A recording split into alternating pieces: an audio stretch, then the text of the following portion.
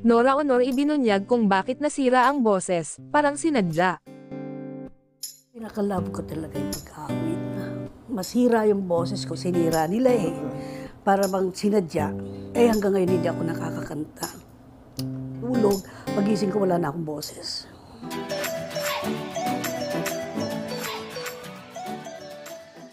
Hindi maalis sa isip ng mga Norenians ang pinakahuling trahedyang sumapit sa kanilang idolong si Nora Honor.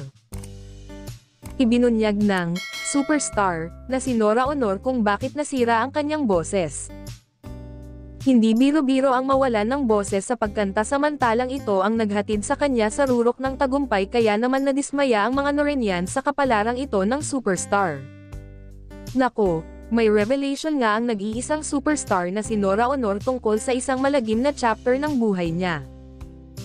Kasama si Maricel Soriano, emosyonal na ikinwento ni Ate Guy ang totoong dahilan nito kaya hanggang ngayon ay hindi na siya nakakakanta.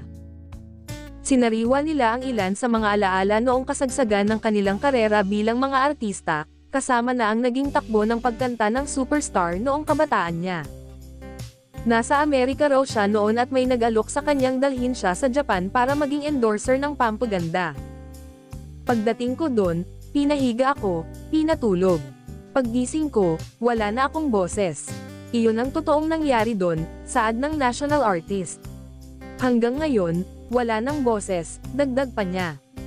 Dinimanda raw niya ang nanira ng boses niya pero hindi na raw talaga maibabalik pa sa dati ang magandang timbre nito.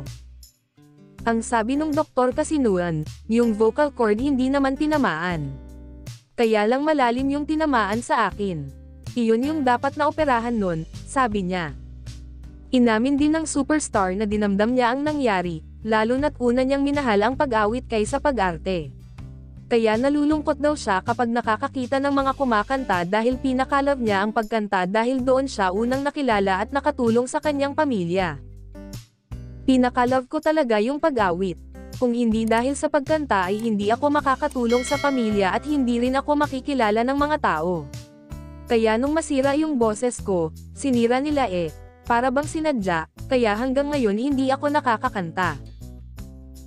Hindi umano niya na ipa-opera ang naging problema sa kanyang lalamunan, at tila huli na ang lahat upang maibalik ang boses na nagpasikat sa isang Nora Honor. Kahit ganun ang nangyari at pinagdaanan ni Ate Guy, hindi natin maitatanggi ang kanyang hindi matatawarang husay, kung saan ginawaran pa nga siya ng titulong national artist.